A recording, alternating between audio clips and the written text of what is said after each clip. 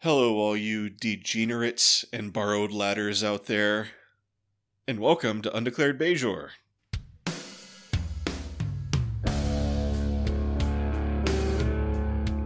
All right. My name is Fletcher, about to say hello is Data. Somebody will get that reference. Sup? Today we're going to recap and discuss Star Trek DS9 Season 5, Episode 16, Dr. Bashir, I presume? Alternate title, Reverse Gattaca. I mean, yeah, pretty much. And the title of the episode is Dr. Bashir, I presume? I'm not presuming that the title of the episode is Dr. Bashir. Yeah, right, exactly. As soon as I heard myself say that, I was like, ooh, that could be confusing. I'm sad that they cut the scene where Bashir climbs into an oven or whatever. Oh. So you got that, but you didn't get the degenerates and borrowed ladders? No, I don't remember that. Anyway, yeah, Ethan Hawke was a degenerate, and Jude Law was a borrowed ladder. It's been a very long time since I saw Gattaca.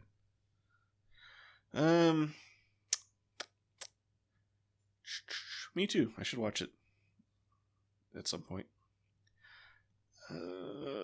Anyway, just in case this is your first time watching Star Trek DS9, we will attempt to only discuss spoilers up through this episode, but proceed at your own risk.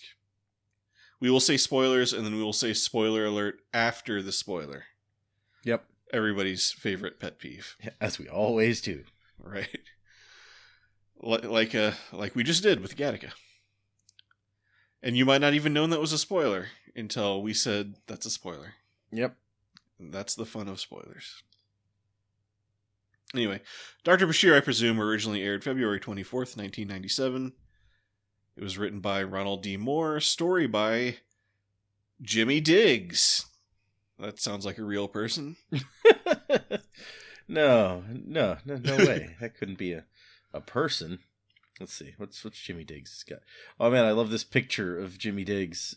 It's like in the Wikipedia is like he's got his glasses up on his sunglasses up on his head, and he's showing off like a statue that I assume he's made or something. A veteran of the Vietnam War, was aboard one of the ships that helped in the evacuation of Saigon. Oh wow. Let's see. Early in his life, he had two wishes, either to work as a ground controller for NASA or start a career as a science fiction writer. In 1993, NASA didn't hire new personnel, and so he began learning how to write. All right. There you go. Good that he made that decision at that point. Right, exactly, yeah. He's like, okay, well, I guess now I'll start learning how to write. Let's see. Diggs compares himself to Julian Bashir's father, Richard, with a variety of jobs in his resume. Jimmy Diggs just sounds like a mob nickname. Like his real name is like Giovanni DiGiano or something like that. It does, right? Yeah. But they call him Jimmy Diggs. He's the guy who has to go and dig the holes for the bodies after they kill them. So this is his only DS9, but he will have 6 episodes of Voyager, including the nice. Omega Directive, which is an episode that I'm a fan of. As a writer or as a story by? Well, hold on. Let's double check here because it says it lists these as his filmography. Let me see what. No, he's story by in that one. So actually, it's story by Jimmy Diggs and Stephen J. K. So people teamed up for that one. That's another. Well, he's a story man, so. Yeah, and then there's another one where the teleplay is by Doherty and the story by JD and Jimmy Diggs. So yeah, he's a big picture guy, you know. Get him bogged down in these details. Right. And what year did Gattaca come out? Because I'm a little suspicious. Okay, I'm a little suspicious. You're the head researcher. 1997. Oh dear. Okay, so it was probably after this episode then. Let's see when it came out October 1997. Oh, so maybe they ripped this off. I mean, probably it was written and at least written by this time, if not being filmed already. No, they were like, okay, we got to write and produce and release this movie all in 8 months so that people don't get suspicious that we might have ripped it off. It'll help us in the plagiarism lawsuit. And the episode was written by, or directed by, David Livingston. Hey, we know him. Oh, yeah. Apparently, so he directed 17 episodes of DS9 and 28 of Voyager, so... Nice, yeah. Pretty prolific. 2 of The Next Generation. Let's see which 2. The Mind's Eye and Power Play, neither of which are standouts for me, but whatever. Power Play, that was the one where the aliens took over the, like, Chief O'Brien and Deanna Troi and someone, right? Yes. Okay. Data and Troi and O'Brien get taken over. Okay. I mean, yeah, it's not a bad one. Isn't that where Keiko has the baby too? So I thought that was in Keiko has the baby in Disaster. Oh, it was Disaster, right? It's just also trapped in 10 Forward in both episodes or whatever. Man, they're getting trapped in there a lot. It's one of the standing sets, so it's one of the few places you can afford to get trapped in. Right. That or the bridge, or engineering. Right. And Sierra Clofton is in this episode. Yeah. For 2 seconds, so I guess he gets a residual now. Like, hey, what's up, y'all? Bye now. In what looks like the easiest shoot of all time. So anyway, the Dominion is in the Alpha Quadrant, and there's some dark days ahead on the horizon. But for now, people are still having a good time at Quark's, gathered around the Dabo wheel as ace Dabo girl Lita takes bets. Rom sits at the bar and tells Quark that today is finally the day he's going to ask out Lita, which apparently he hasn't done yet, even though I kind of thought they were already going out. Yeah, like after she dumped Bashir for him, which we find out in this episode, I guess, because they really made it seem like it was mutual in that earlier episode, but in this one's like, oh no, she totally dumped me. Right. I just assumed that she was going to go off and be with Rom. Right.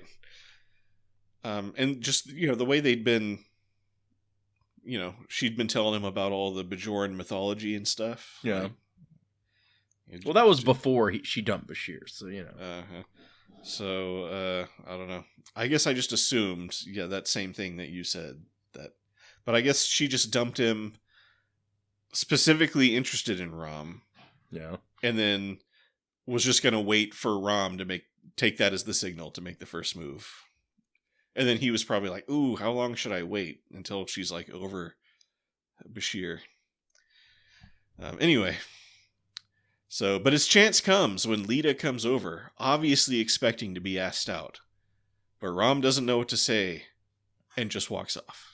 I do love how Quark is just like completely aware of both of their feelings on the matter and 100% trying to sabotage by like he's telling Rom, like, you don't, I don't know, he kind of encourages Rom maybe a little to do something, but it's just like, but then when Lita comes over and she's like, what am I doing wrong? He's like, he's just not into you, I guess. Yeah. He's just an engineer and, you don't understand how those guys think. But this does leave Lita in the company of Quark, who uses the opportunity to get in some fairly horrible sexual harassment. Yeah. About her brains. Yeah, her brains, and I'm making air quotes. I like, so while we're still here at the beginning, so apparently like Jimmy Diggs pitches this story and then doesn't hear back anything for over a year. Eventually Ronald D. Moore calls and is like, hey, we want to do the story. And he assumed at this point that it was friends playing a practical joke on him and made Moore prove that he was who he said he was. Nice. So over at the dartboard, O'Brien and Bashir play their usual game and chat about fatherhood and stuff. When they are interrupted by a voice saying, Dr. Bashir, I presume? Apparently in this scene, Bashir claims that O'Brien scored a triple 20, but the darts are not in the triple 20 location on the board. Yeah, whatever. No, that's my nitpick of the week, dang it. That's fine. I'll accept that. That's a good nitpick. So we cut to the doctor? Hmm? No, he quickly corrects us. It's Dr. Louis Zimmerman. Yeah, the first appearance in canon of actual Louis Zimmerman. Director of Holographic Imaging and Programming at the Jupiter Research Station, which I assume is at or near the planet Jupiter. Hold on. Jupiter Station. One would think, right? But apparently there's a place called Jupiter Station in Garland, Texas, but that's not what I'm looking for. Ooh, is that like a restaurant? I don't know. Hold on. I'll go back to just when I type in Jupiter Station into Google, the first thing that comes up is Garland, Texas. So hold on. Jupiter Station. What is this? Forest/Jupiter Station. Located on Forest Lane, east of Jupiter Road, the Forest/Jupiter Station. Oh, it's a DART station. Near Jupiter Road. So it's Jupiter Station on the DART. Oh, it's a rail line. Oh, okay. DFW. Yeah, Dallas Area Rapid Transit. Yeah. Got it. I was like, DART? Like, yes, it is in orbit of Jupiter, is Jupiter Station in Star Trek, as opposed to the Jupiter Station in Dallas, which is not in orbit of Jupiter. Right. Yeah, it is in orbit of the sun. So yeah, he's here to make Dr. Bashir immortal? That's one way to start the conversation. Right. You know, Dr. Zimmerman, he's got a style. He's got a way. A little bit of theatricality, a little bit of full of himself-itness. His own certain brand of panache. Louis Zimmerman, named for Herman Zimmerman, a production designer for TNG, DS9, and all 4 Next Generation movies. Ah. Yeah. Herman Zimmerman made immortal in this character. Yeah. So they go to Sisko's office to explain the premise of the episode. Okay, so you know about the emergency medical hologram from Star Trek Voyager, right? You mean that thing that we don't have? Right. Yeah, I've heard of it. Well, now they want to expand the concept to a long-term medical hologram, a virtual doctor for remote outposts and deep space exploration missions, and other situations where it wouldn't be convenient or practical to assign a full-time real-life doctor. But medical services might still be needed, I guess. Well, yeah, I mean, you never know when you're going to need some medical services, right? Yeah, that's the nature of medical services. And chosen to be the model for this new LMH, for some reason, is Dr. Bashir. Well, I mean, he came real close to winning that award that one time. So he's on people's watch lists. Yeah.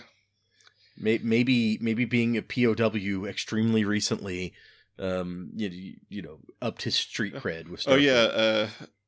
Jake Sisko's write-up in about him. Yeah, that one time, right? I forgot about that. Really got him on the radar of a lot of people, including Louis Zimmerman.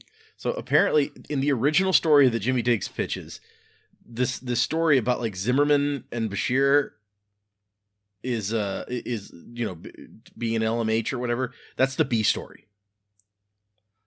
Okay. So is the A story the Ram and Lita story? I'm not sure that it's entirely clear from this, and I'm trying to find out. Okay, so they decide, this thing is big enough that this can be an A story all by itself. However, they were aware. I like how it says they were aware. They knew this. This isn't like speculation. They were aware that a comedy show dealing with holographic doctors would not be enough to sustain an entire episode. So they decided to make it more interesting. Zimmerman would have to discover some dark secret from Bashir's past. Wow. Okay, so it's like, all right, so this is Jimmy Diggs. He's like, all right, I want to do a story about Ram asking Lita out. I want to do a whole episode about that. But to fill it out, let's do a B story of Dr. Bashir becoming the LMH. And it's like, it needs a little something. It's like, how about he's got some actual deep, dark secret that almost completely changes the character. It's like, oh yeah. I mean, given what they've done with him before now, it's okay. You can change him. Right. We're fine with changing Dr. Bashir. Also, Sisko explains why the station doesn't have an EMH, closing a plot hole that nobody cared about. No, I mean, I'm sure there has been a time when it was like, oh no, there's a medical emergency and we don't have a doctor. Where's Bashir? But I can't remember it. So Clearly this wouldn't have come up very often. I'm sure some diehard fan was like, oh my gosh, why don't they just turn on the EMH? I mean, it doesn't explain why you can't have one on, like, the Defiant or some runabouts, but whatever. Yeah. I mean, I wonder how much computer space does the EMH take up? And would it be inconvenient to have this program on even a shuttle-sized chip in case there's a medical emergency on the shuttle? This is very true. This is a good point. Of course, you need, like, holographic projectors, too, I guess. But... Yeah. Yeah, like, if you need emergency medical assistance on an away mission, and you don't want to, take your doctor with you. Honestly, I can think of lots of other situations where it's not even emergency medical. It's like one of those times where they beam everyone down from the runabout all the time. Wouldn't it be convenient if there was a guy who couldn't leave the runabout and would be there to, like, help you in an emergency of some kind?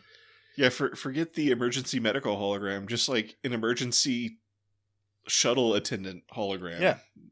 That would solve a lot of episodes. Or like that time where they come through the wormhole all knocked out, or no, I'm sorry, the runabout gets to Deep Space Nine and they're all knocked out. And it was like, man, if you had, like, a hologram, it couldn't have been knocked out. It could have, like, fixed whatever this problem was. Oh, yeah. Man, they need to think of this stuff. Yeah. You don't want holograms running things is the problem. If you get them too many places, then... Why are so many people worried about holograms taking over the universe? But yeah, they get right to work. Dr. Zimmerman gives Julian a detailed questionnaire full of all kinds of personal questions designed to help the LMH mimic his personality and tastes or something. O'Brien jokes that Bashir will now get to irritate hundreds of people he's never met, which made me laugh. He'll get to creepily perv on just everyone. Thousands of... Like, I hope that gets incorporated into right. this. Although, spoiler, we don't ever get the Bashir LMH.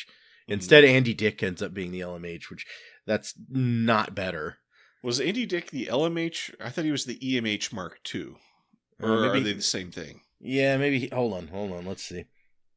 So yes, he's the EMH Mark II. You're right. But is that not like a long-term? I don't know. I don't even know how I remembered that detail. So. Oh, apparently the Mark II is programmed from scratch, so I guess it's not based on. Okay. So he created a new character out of his imagination. Yeah. For this new EMH. Who was annoying and snooty, like who would have thought? Right. By 2377, the Mark II has been replaced by the Mark III and then the Mark IV. Oh. So wow. Then they do some scanning, and then they head down to Quark's, where they don't seem to order any food or drink, just creepily stare at Lita from the upstairs balcony. Well, yeah, that's the best cleavage vantage point. Good point. Zimmerman is intrigued and adds Lita to his list of interviews. Interviews? That's right, Zimmerman will need to conduct interviews with all of Bashir's friends and family and acquaintances to build, quote, a more well-rounded psychological profile for the LMH. Okay, says Bashir, but could you please not talk to my parents? I don't like them. Okay, sure, says Zimmerman. He doesn't agree. He says, like, I understand your feelings or something like that. So loophole. Yeah. Then he immediately moves the parents to the top of the interview list. Honestly, yeah, if Bashir hadn't said that one thing, then probably there never would have been a problem. He would have, like, interviewed Bashir's parents, because he's going back to the solar system later, right? They probably would have been at the bottom of his list of interviews, because he's like, well, when I go back to Jupiter Station, I'll head over to Earth real quick and interview them or whatever. Sure. And they would have known better than to say anything, and so everything would have been fine. Come on, game this out, Bashir. Think about this. Later in the infirmary, they turn on the blank hologram Bashir model, and they do a neat little editing trick where it looks like Bashir is actually touching it, but I think it was like a guy reaching down from out of frame and touching Bashir in the face, but whatever. I like that they tried. Then Zimmerman turns on the EMH, even though we established that Deep Space Nine doesn't and can't have an EMH. Well, he brought his own equipment. Like, sure. he established that he has like a portable generator of holograms or whatever. Sure, why not? I was wondering, is that what O'Brien is doing in there, like setting up holo emitters or something? Yeah, I think so. Okay. So anyway, yeah.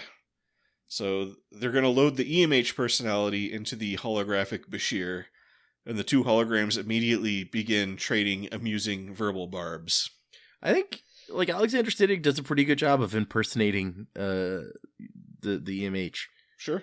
In that scene. Although Bashir seems like an idiot when he's like, that doesn't sound like me. And the guy's like, yes, because 5 seconds ago I said I'm transferring the personality of this to that.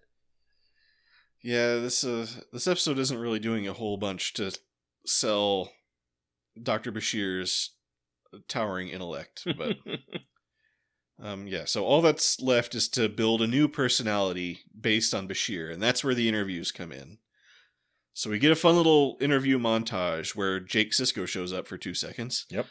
And Dr. Zimmerman asks Lita out for dinner. And Morn is there too. Yep. Yeah. So later, Rom sits down with a glass of snail juice, extra shells, and sees Lita and Zimmerman on their date. He performs self-umox, which apparently gives him super long-distance hearing powers to spy on their conversation. Then, yeah, I don't know how Ferengi ears work, so...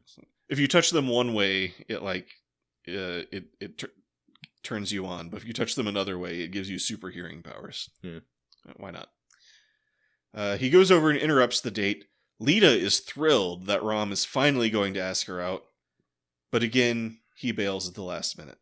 In Sisko's office, Bashir briefs the captain on the alarming rise of Argonite levels on the station. Yeah, it's a problem. But this is interrupted when Dax gleefully bursts in to announce the arrival of Bashir's parents? Bashir is not thrilled, and now the Argonite problem goes unaddressed with potentially catastrophic results.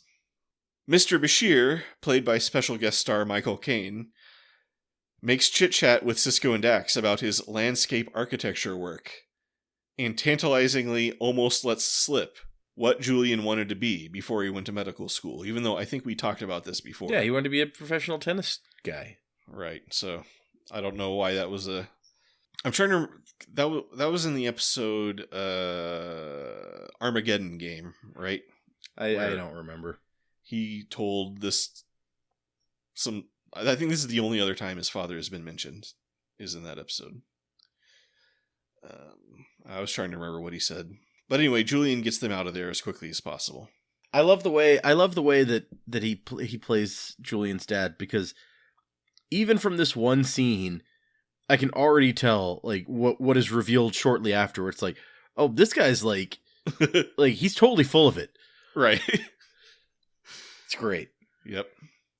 So yeah, Bashir storms into the infirmary where O'Brien is assisting Zimmerman in having the hollow Bashir walk into the wall over and over. Bashir is very mad at Zimmerman, but Zimmerman is basically like, whatever, deal with it. Dude, I want to see the adventures of O'Brien and Zimmerman, like doing whatever they're doing in this room with these holograms the entire episode. Yeah, they make kind of a good duo. Yeah. Then Zimmerman goes off to Lita's quarters for, I guess, their next date, bringing what I guess are supposed to be flowers. Lita is fresh out of the shower, so she goes back to get ready. Zimmerman tries to find a place to put the flowers, even though that first place seemed like the best place.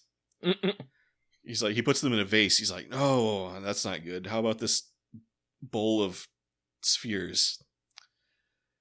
And he pitches the idea of Lita coming back to Jupiter Station to run their cafe.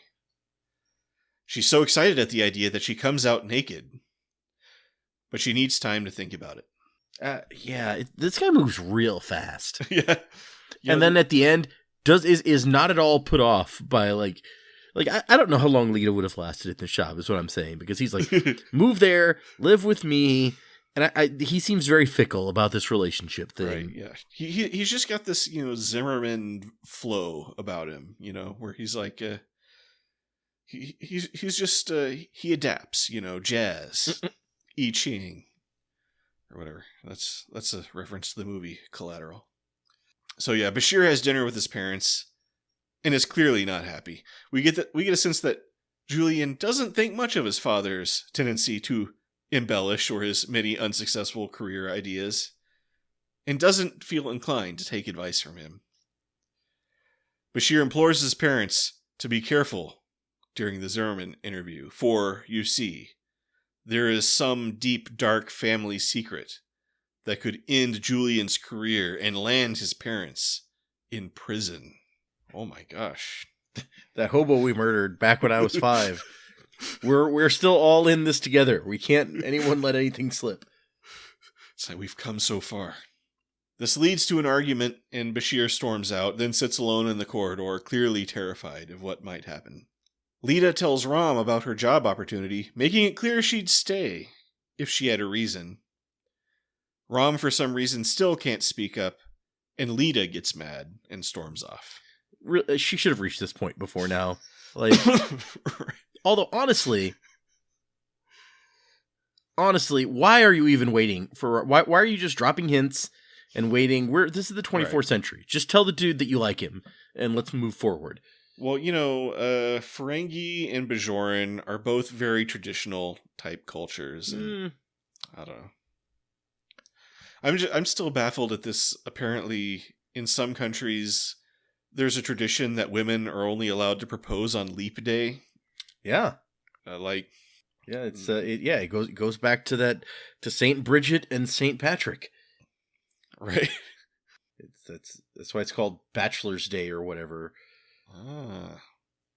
But yeah, my favorite was the law was passed in Scotland to turn the tradition into law, where it was like women are allowed to propose all year during leap years, but they have to wear red petticoats, and if the man says no, then he's fined.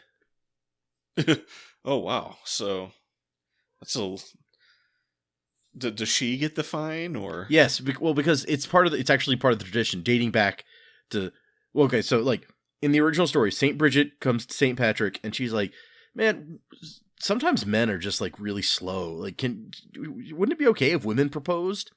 And Saint Patrick's like, I don't know. I don't really like that idea. But, okay, you know what? Like, once every 4 years, it would be okay for women to propose.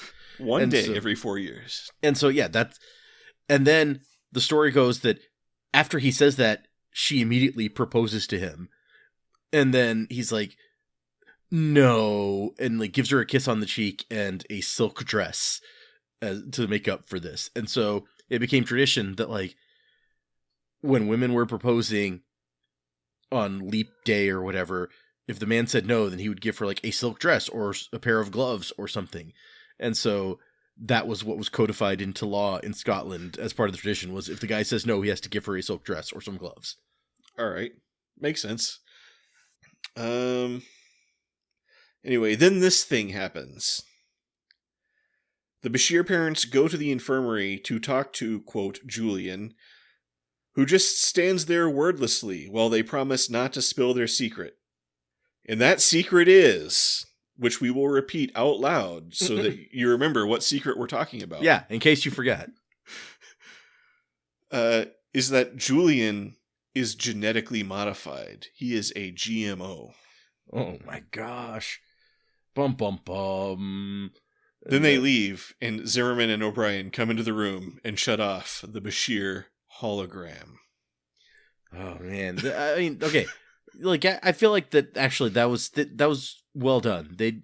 It's foreshadowed well in the several times we've seen the Bashir hologram, and then there's no reason for Bashir's parents to expect that, and so I feel like, other than the fact that there's no reason for them to say this out loud, or even in a public place like this, where somebody might be somewhere nearby, I feel like it's done well. Sure, that aspect of, I mean, it's a little weird that, like, O'Brien and Zimmerman are, like, hiding around the corner or something, but yeah, apparently Bashir is totally justified in worrying that his parents might, Yeah. It's funny, they've gone all this time without doing it, and now it's just like, right? Spill the beans to this hologram by accident. So, apparently, like I said, this was not part of the original pitch. It's added on after they've decided to do the episode. So this is like a last minute thing. Before this, like, Alexander Siddig has no idea when he's doing In Purgatory Shadow or By Inferno's Light, that he's going to be in the very next episode genetically engineered. So it's kind of like the Changeling Bashir thing, where it's just like major effect on character that no one knew about, including the person playing the character, until like we were way past it. That they kind of threw in as a whim and is now just like a major part of this character's story. But like, okay, so Ronald D. Moore, when talking about potential continuity problems because of this, he says, no, I think this really explains a lot about his character. Like, he'd had some strange jigs and jags in his profile over the course of the first 4 seasons. We have this guy with a lot of arrogance who almost became a tennis player, who has all these different tales of how and why he went to medical school and why he didn't become valedictorian, who has some stuff in his past on Earth that he doesn't want to talk about. When Odo asks him in Homefront, like, hey, should I look up anyone while I'm on Earth? He's like, no, I don't have anyone there that I want to talk to. And so he's like, there was something there, and Ronald D. Moore feels like this fit the thing, and it actually maybe, instead of creating continuity problems, it maybe like explains a lot of this stuff. Yeah. That's the thing to do. Take those loose threads, pick them up. Yeah. I don't know if that's what they were intentionally doing at this time, but I guess it kind of works. I don't know. So yeah, O'Brien tells Bashir about the incident, and Bashir is, again, very mad. He explains, or someone explains, that Zimmerman is going to file a report, and then there goes Bashir's career. Bashir reveals the backstory. He was a not very bright kid, so his parents took him to a Digian Prime. It had his DNA tinkered with, making him smarter, and taller and better looking and stuff, I guess, too. Better hand-eye coordination, yeah. Right. All the stuff.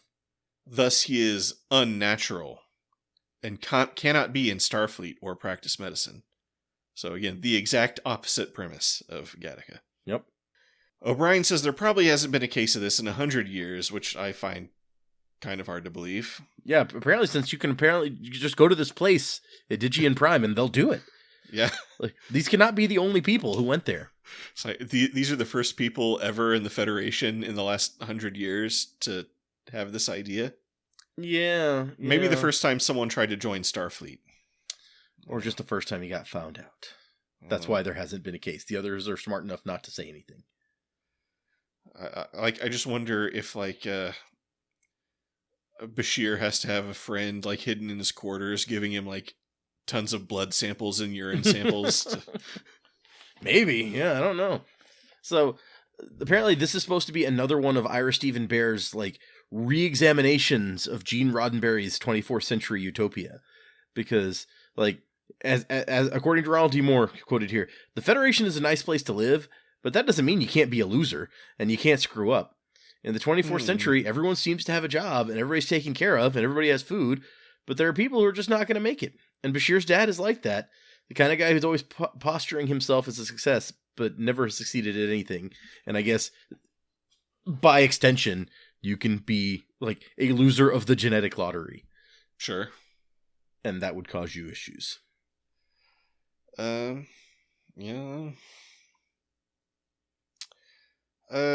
So anyway, Bashir decides that his only course of action is to resign before Zimmerman files his report. Why he believes this will stop Zimmerman from filing his report is beyond me. Well, I mean, I assume that even if Zimmerman does file his report, it's like he can't get kicked out of Starfleet after he's resigned, so... But his parents could still go to jail, right? That's true, yeah. I mean, that's mainly what he's trying to prevent right now, isn't it? At the bar, Rom sulks over a glass of snail juice extra shells at his repeated failures to ask Lita out. And by failures, I mean just like failures choosing to not even to. Yeah. Yeah, failures to even start doing that.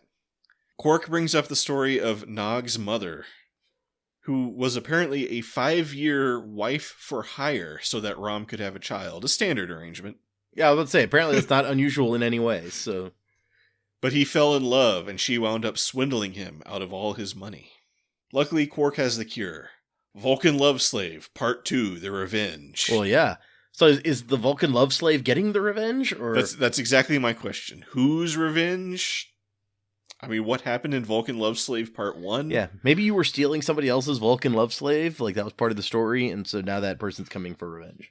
Oh, yeah, I mean, the possibilities are endless. Bashir talks to his parents about the situation. Mr. Bashir is determined to take it all the way to the Supreme Court. The Federation Supreme Court. Yeah, this clearly illegal thing we did, we're going to fight and pretend that we didn't, all the way to the Supreme Court. Right. But he clarifies the Federation Supreme Court. Because, like, when I talk about a case going to the Supreme Court, I always make sure to clarify the United States Supreme Court. Not the Texas Supreme Court? That's true. That's true. Yeah, maybe they do have, like, I guess the Federation does have a federal system, right? So there could be, like, an Earth Supreme Court. Oh, it could be, yeah. Yeah. But yeah, Bashir just wants to throw in the towel. He lays into his dad for making him get genetically engineered as a child. But his mother argues they did it out of love, not shame. Still, Julian just wants to resign and get it over with quietly. He goes to Sisko's office to resign, but his parents are already there. And there's an admiral on the holocommunicator. The last time that we see the holocommunicator until... Do you know when else the holocommunicator shows up? Is it in this series? No. Is it in, like, Star Trek Picard or something like that? No, apparently, and I don't even remember this, but according to the note, Shinzon and the Enterprise E have one in Star Trek Nemesis. Oh, wow. So they must, like, holocommunicate between Shinzon's ship and the Enterprise at some point. But it's been a long time since I saw Nemesis because it's Nemesis. And that's probably my least watched Yeah. Star Trek movie. Yeah. I mean, I'll watch Star Trek 5 before I watch that. And I actually kind of enjoy Star Trek 5. I enjoy Star Trek 5. Why does God need a starship? It's great. Right, yeah. I just know people like to hate on Star Trek 5. They do, yeah, but Star Trek 5 didn't kill Data for no reason. So, you know, Right. I just can't be on board with Nemesis. Well, I mean, the reason is the actor who played him didn't want to play him anymore. Yeah. I mean, until Picard, none of them played those characters again after that movie, so I don't know that it was really relevant. And then he did come back for that, so... Right. Spoilers. Yeah. So yeah, there's an admiral on the holocommunicator. They've struck a deal. Mr. Bashir will go to prison, and Julian will get to keep his job. And also, this is the scene that I referenced a long time ago that I couldn't remember where it was, when the time of the eugenics wars seems to be retconned. Yeah, and that is mentioned in here.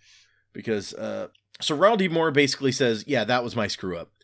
Like, I was thinking about Wrath of Khan, and somehow his dialogue from Wrath of Khan just got stuck in my head, where he's like, on Earth 200 years ago, I was a prince.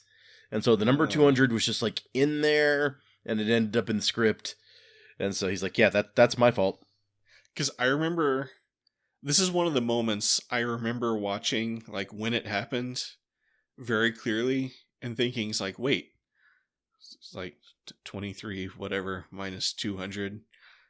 And I was like, okay, so I guess they're intentionally, like, you know, avoiding the fact that the eugenics wars happened in the 1990s in previous lore. But so the in-universe explanation is that the Admiral just got his date wrong, because I guess he's not a history buff. Sure, yeah, that wasn't his major, you know. Makes sense.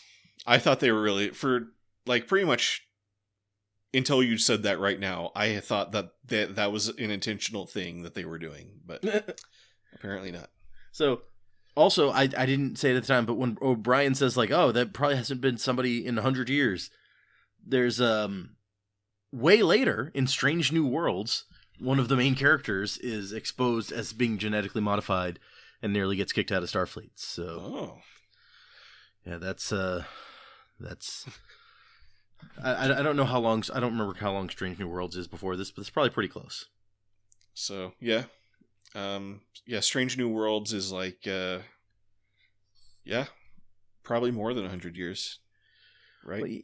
Because I think Next Generation's like, what, 80... I think it's 80 years after the original series, and so that Strange New Worlds would be just before the original series. This is Right. just after Next Generation, so probably pretty close. Yeah. It was all intentional. Brilliant, Yeah. Completely on purpose. Yeah. That what's her name's character? What's her name? She played Mystique in the X-Men movies. Blanking on her. Rebecca Romaine. Yeah, that Rebecca Romaine's character. It turns out to be genetically modified. Spoiler for Strange New Worlds. I didn't even know she was on that show. Yeah, she plays number 1. I saw the first episode. I probably just didn't recognize her. So, yeah. So Bashir sees his parents off on their trip back to Earth, and hints at visiting his father in prison. So, which you probably won't do because things are about to get complicated. Stuff that might happen soon. Yeah.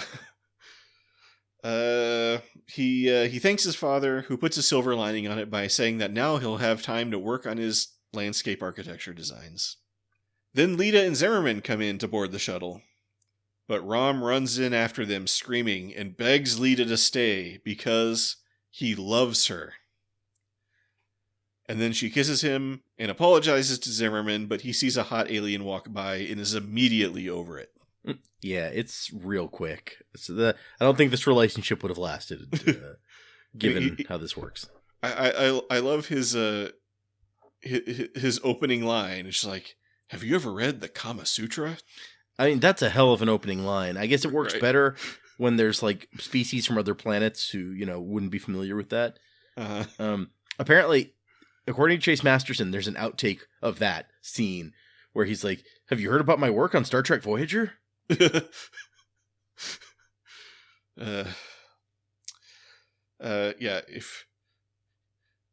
Robert Picardo probably knows from experience that if they haven't recognized him by now, it's not going to happen. So, okay.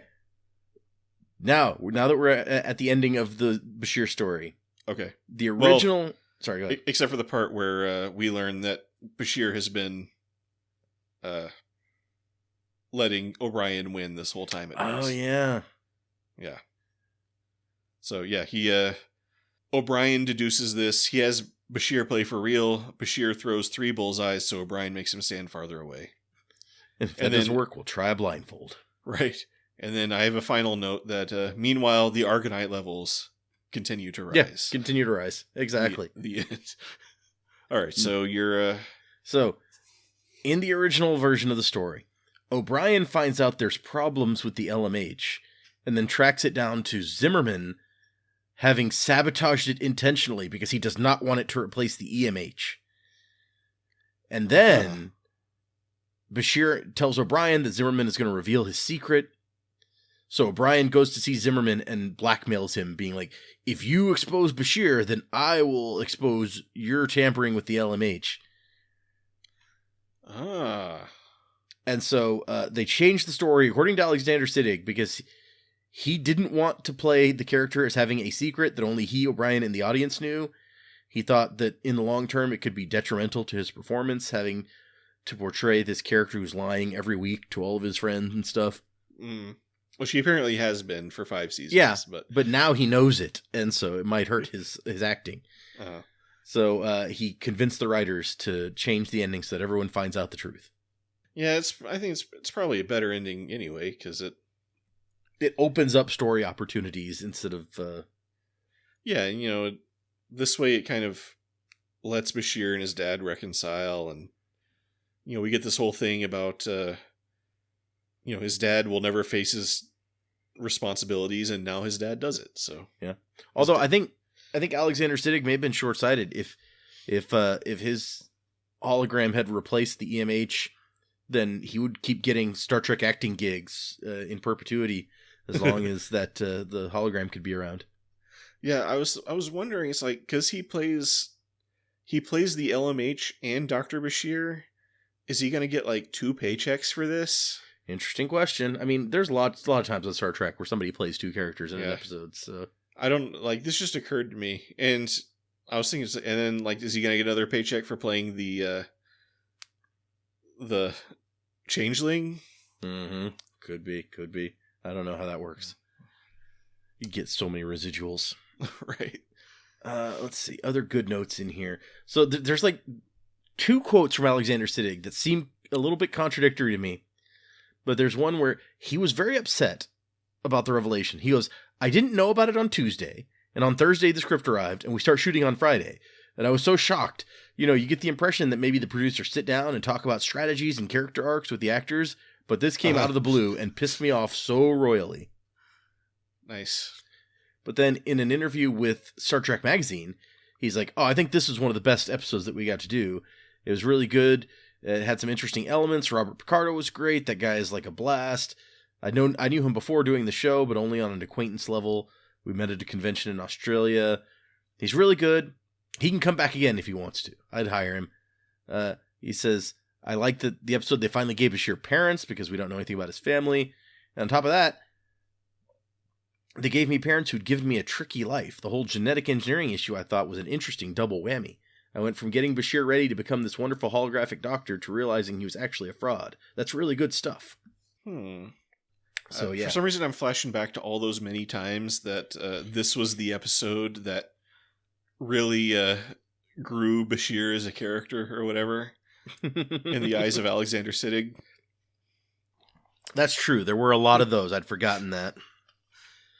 This is not one that really grew Bashir. It was just interesting, I guess. Yeah. Several more notes in here. Let's see. Ira Stephen Bear says this was a terrific episode, but I was never totally comfortable with Julian's genetic engineering. It was one of those revelations that didn't seem quite authentic to me.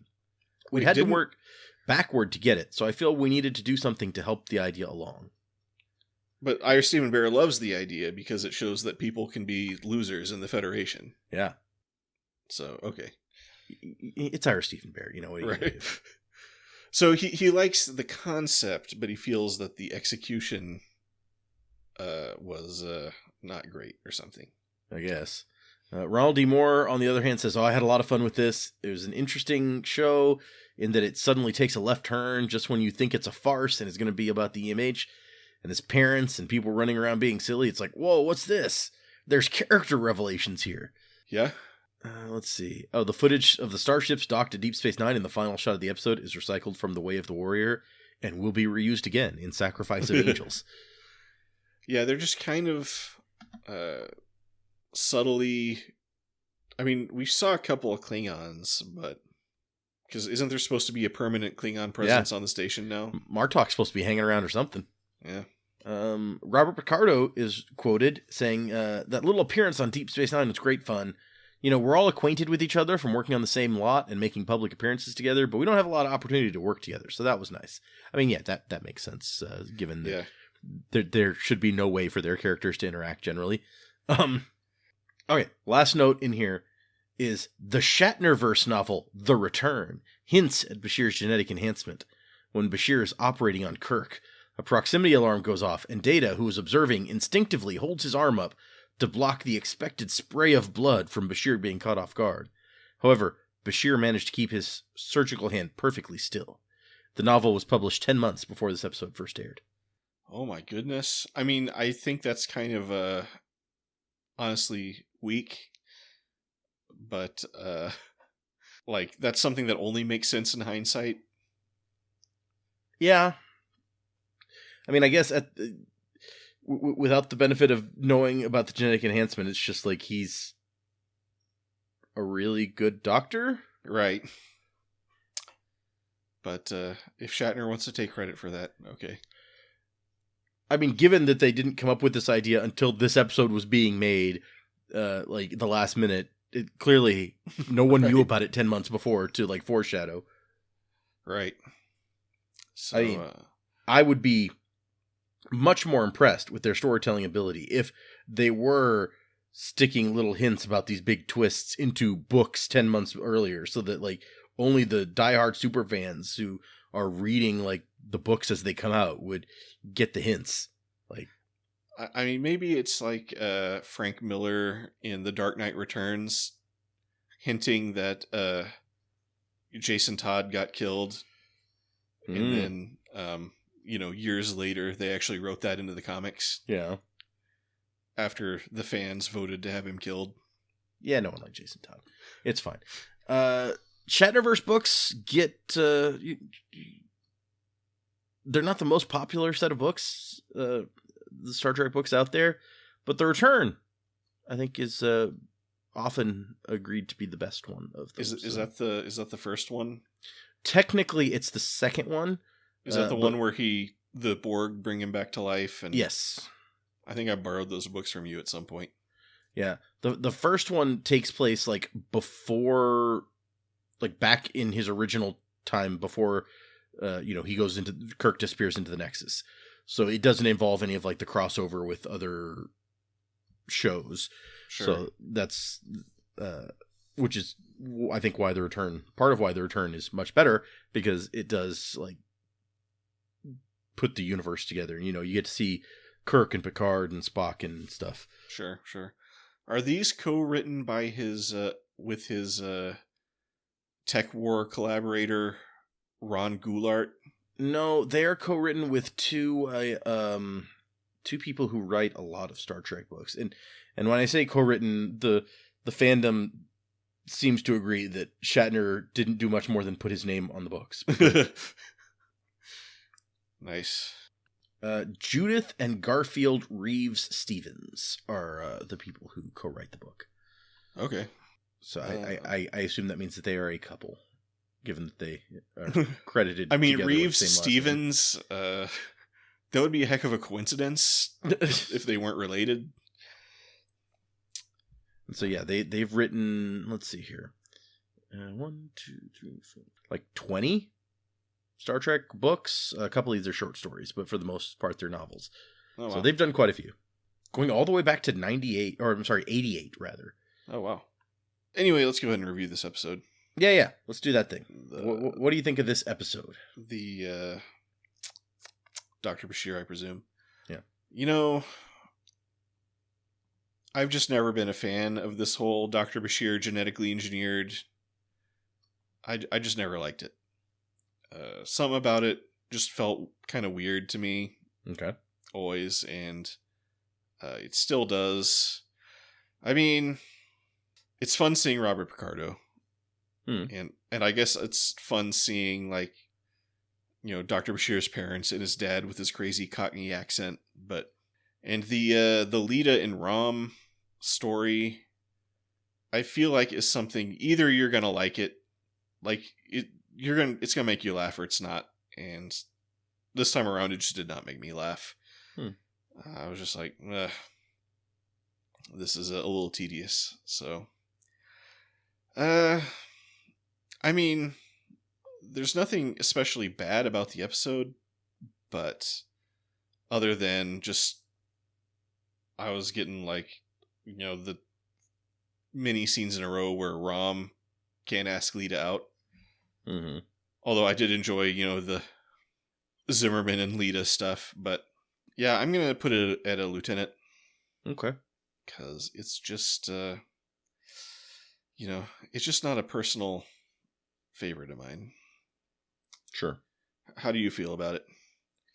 So I am the other direction on this. Oh. This may be my favorite Bashir episode, which isn't saying all that much, because so far in particular we haven't come across many like good Bashir episodes. Maybe a couple. I mean, there was the one where he cures, the quickening. Yeah. That was the only one I could think of that I was like, that was a good one. Sure. I have a tendency to enjoy the episodes that are a little bit sillier. Sure. And so that describes a lot about this episode. The Rom Lita stuff, pure silly. One of my favorite moments, and I forgot to mention it when we got there, but as Lita and Zimmerman are standing ready to get on their transport, it's like you start hearing Rom and he's like, "What's that noise?" Right. It's just I love that. So I find that part amusing, that story. I think it drags a little too long. There's a little too much of like, Rom not wanting to ask or being afraid to ask her out or whatever. Yeah. And I find her relationship with Zimmerman to just be really strange. Like, it moves so fast, and she seems to think about, like, we don't see her put any thought into it really. So it is concerning to me that she's going to make these major life changes with so little thought about them. So, I'm almost with Quark, like, yeah, you've got brains, sure. but so yeah, I have some issues with that, but overall I like that bit. I think that bit's fun.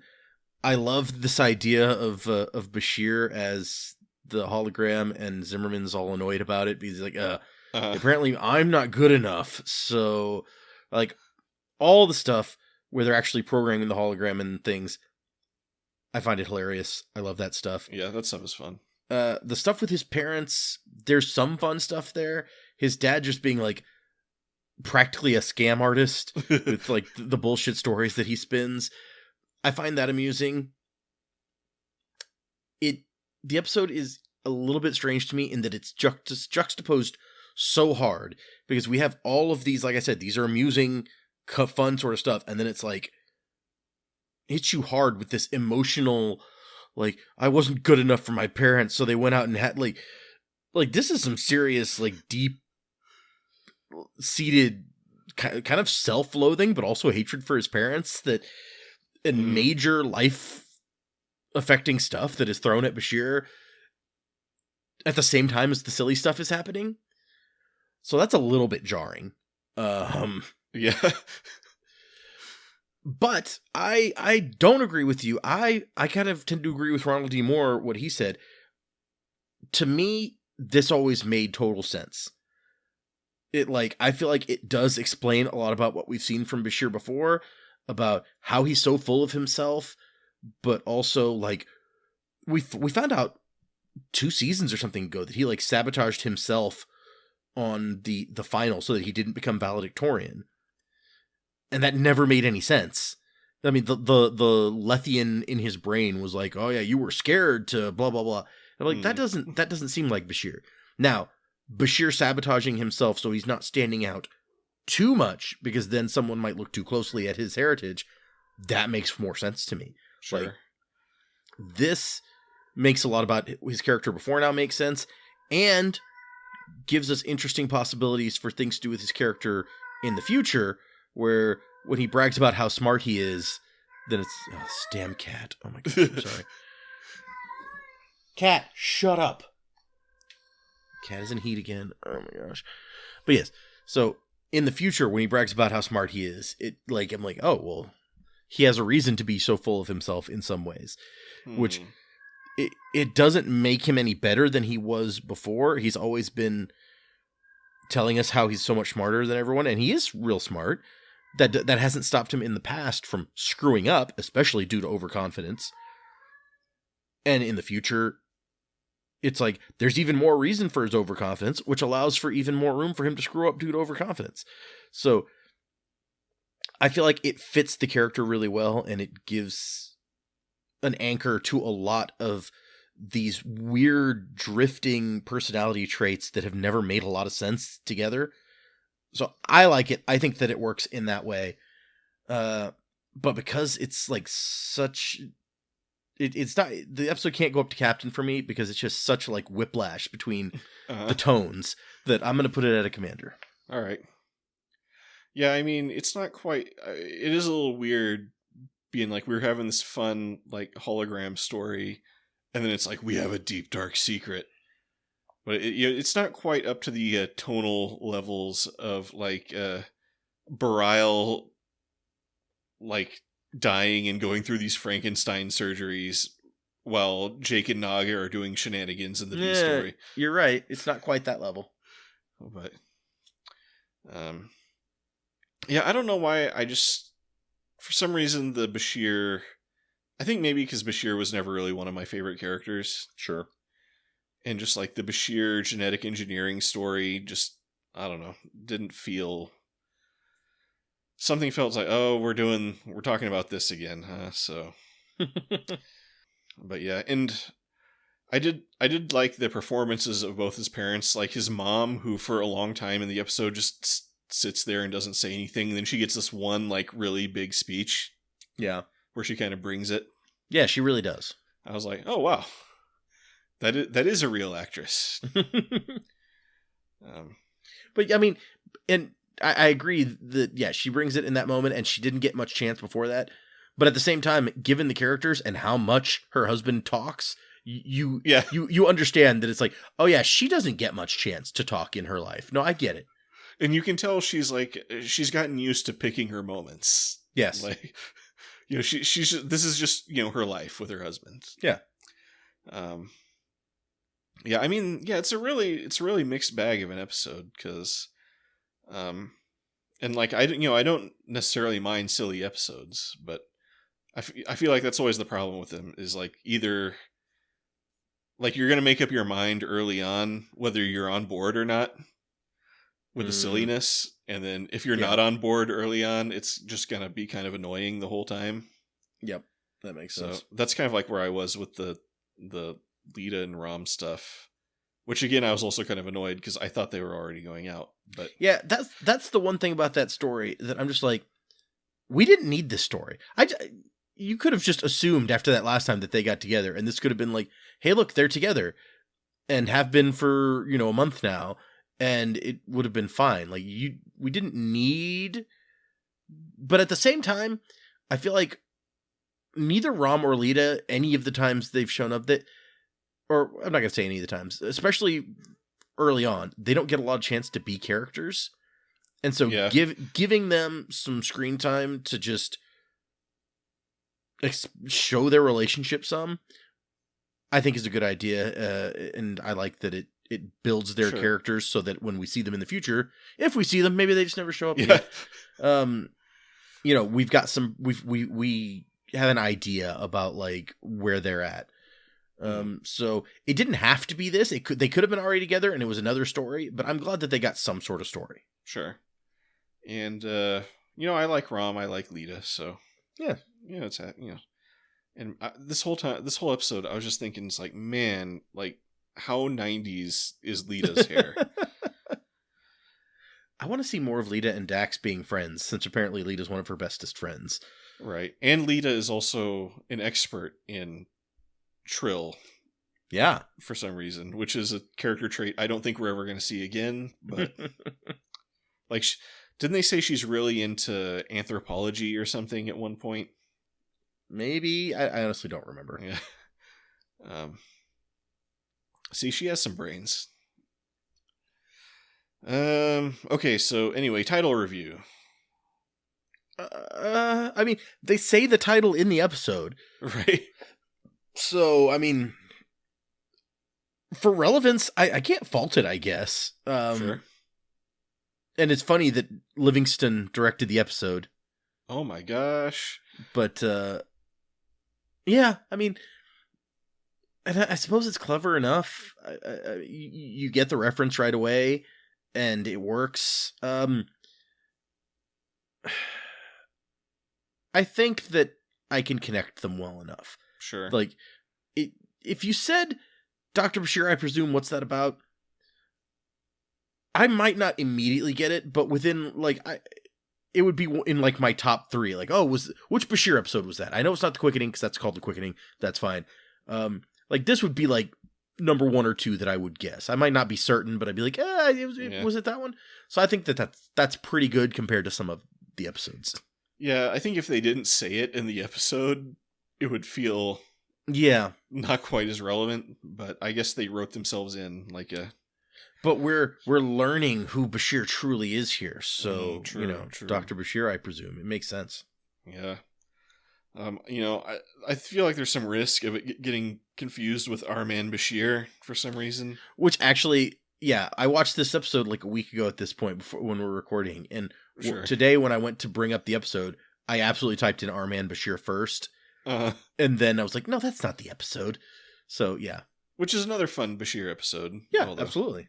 Not necessarily a Bashir character. No. Although there is still some kind of, like, exploring the side of his personality that likes to play fantasy spies, which we haven't seen in a while. Yeah. I mean, really, our man Bashir, Garrick is what pulls that episode together in a lot of ways. So that's what we were missing here was Garrick, Garrick Bashir shenanigans. He should How's Garrick not an interviewee? Oh yeah, it's a good question. They spent too much money on Robert Picardo. They couldn't afford maybe to get Andrew Robinson in. Okay, so yep, I guess we better call it there because we're going a little long. Okay. But that's our review of Dr. Bashir, I presume. If you liked that review, you can go listen to our reviews of any of those other past Dr. Bashir episodes, like Our Man Bashir, Quickening, the one with the Lethian, like Whispers or whatever that's called. Is that Whispers or is that Distant Voices? That's Distant Voices. It's Distant Voices. Whispers is the one where Chief O'Brien dies and an alternate future version of him comes and takes his place. And they never mention it again.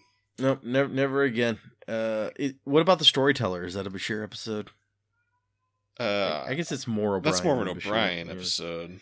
I mean, Bashir has some moments in that, but I'd say Armageddon Game is pretty relevant, because I think that is the only other time that Bashir's parents are actually mentioned. Unless they were in Distant Voices. I don't know. But yeah, you can find all those episodes, and maybe our future episodes, if you're listening in the future, wherever you're listening to this, on your favorite podcast app, or on YouTube, or wherever. My name is Fletcher, about to say goodbye as Data. See ya.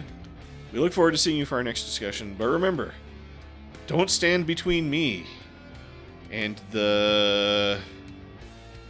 let me think. The Dabo table, the brains of the Dabo girls. Oh yeah, those Dabo girl brains. I'm very interested in those Dabo girl